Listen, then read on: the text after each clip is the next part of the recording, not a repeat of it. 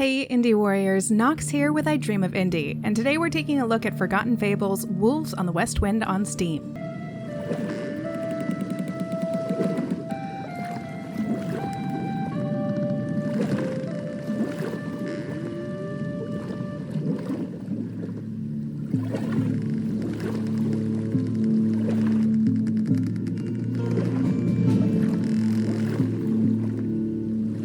Forgotten Fables Wolves on the Westwind was developed by Owned by Gravity and Ulisses Digital, and is set for release on May 25th. Wolves on the Westwind is a single-player visual novel set in the fantastical world of the Dark Eye, an award-winning German tabletop RPG. Players can choose between two starting characters, Ulrich Durinald, a warrior and mercenary from Andergast, or Nadim Saba Shadir, a mage from the Tulamides. The game immediately launches you into a skirmish with bandits. Tasked with protecting your charge, the battle walks you through the various gameplay mechanics, actions, and unique character skills used in combat.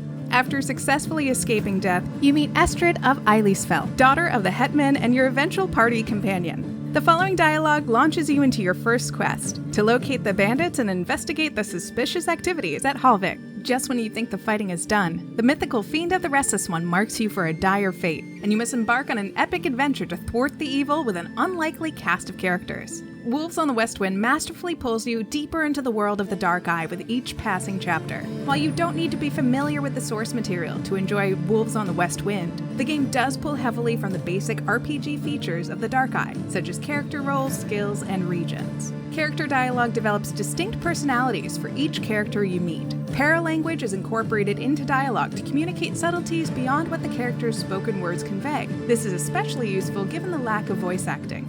The controls are simple. Advance through dialogue with a tap of the spacebar, or select actions with a click of the mouse when prompted.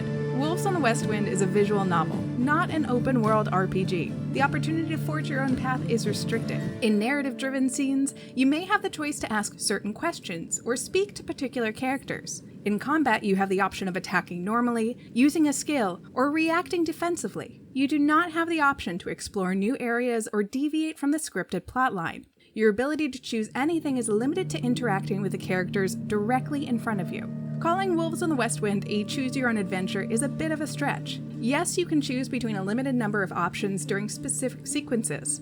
However, your choice does not significantly impact the plot or game. Constantly agreeing with one character doesn't hurt your relationship with another. Picking the first question will prompt the NPC to answer all three of the questions, not just the one you selected. Wolves on the Westwind gives the illusion of agency, while deftly nudging players towards the same predetermined path. If you make an ill-advised selection, the text will react cheekily, reminiscent of a DM checking players before they fumble too hard.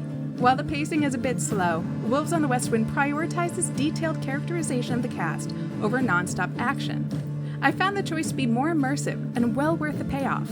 By the end of the first arc, I was attached to the characters in a way I haven't felt in quite some time. I also loved the depiction of women in Wolves on the Westwind. Multiple women are positioned in leadership roles, both confident and assertive of their thoughts and opinions. No simpering damsels in distress to be found here.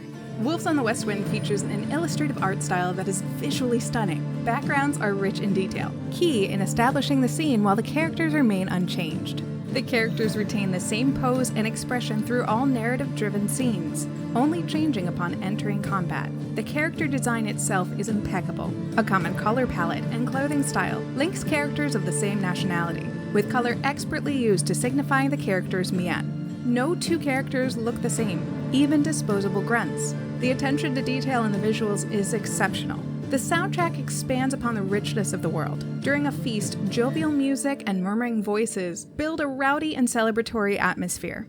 In a harrowing battle, up-tempo music builds tension, while clanging metal mimics the locking of blades. Wolves on the Westwind truly feels like an epic RPG campaign brought to a digital medium. It's an all-in-one RPG that you can play on your own, without having to coordinate with your DM or collaborate with other players.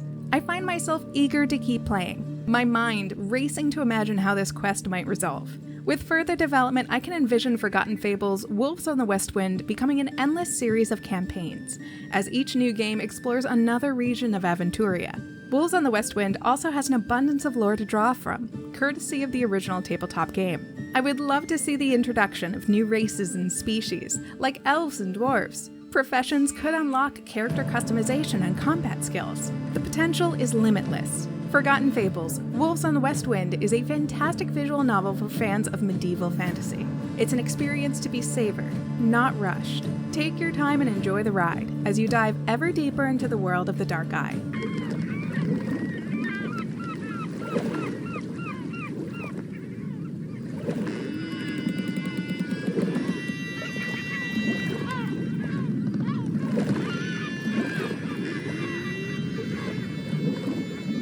Thank you so much for supporting clickbait-free content here at I Dream of Indie. We would now like to take a moment to shout out our brave indie warriors and legends that help make this channel possible. At the Indie Warriors tier, we have Bill, Christian Cruz, Adriana Amato, CJR, PSC, Julian Colbus, Jesse, Ray Lynn, Marky Mint, Dave Hart, Peekaboo, Lex Noyle, Strick9, and Chic Geek.